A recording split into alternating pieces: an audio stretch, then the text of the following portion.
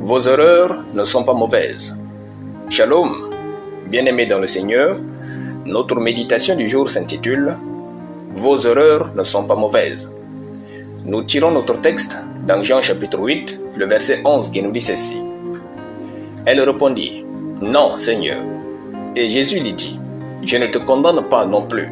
Va et ne pêche plus. » Gloire à Dieu.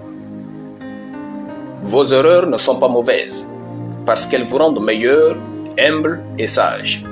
J'ai compris que je ne devrais jamais m'en vouloir pour mes erreurs, alors j'ai cessé de me détester quand je me trompe ou j'échoue. Le fait de réaliser que mes erreurs ne sont pas mauvaises m'a délivré et m'a permis de toujours maintenir le diable sous mes pieds. Ne me méprenez pas. Je ne dis pas qu'il faut aller vivre comme bon vous semble et vous consoler par cette phrase. Loin de là. Si vous vous trompez une fois, c'est une erreur. Si vous faites la même erreur 2 fois, c'est un choix.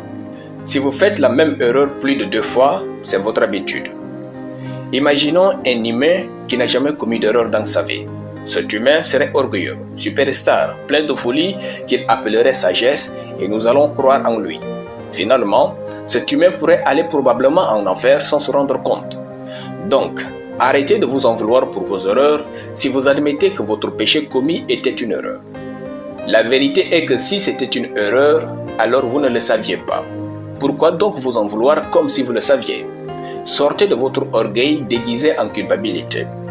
Dans le verset, notre Seigneur Jésus disait à la femme surprise en flagrant délit d'adultère, « Je ne te condamne pas non plus. Va et ne pêche plus. » Jésus savait qu'elle avait péché, mais il ne l'a pas condamnée, parce que c'était une erreur. Les erreurs existent pour nous rendre meilleurs, plus humbles et plus sages. Nos erreurs nous offrent l'occasion de trouver de nouvelles idées et nous font prendre conscience que nous sommes faillibles. Nos erreurs nous donnent de la sagesse pour parler aux autres et à la génération future. Elles nous permettent de ne pas dévaloriser les autres quand ils chutent. On se souvient d'avoir été dans la même situation qu'eux.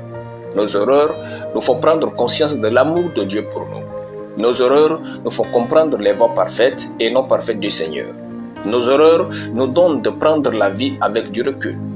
Les plus sages et les plus humains d'entre nous sont ceux qui ont compris la valeur des erreurs. Alléluia. Prions. Je suis plus sage et fort que mes erreurs au nom de Jésus. Amen. La lecture biblique en une année, Ecclésiaste chapitre 8 au chapitre 12 et Cantique chapitre 1 au chapitre 8. Soyez bénis, c'était le pain du ciel.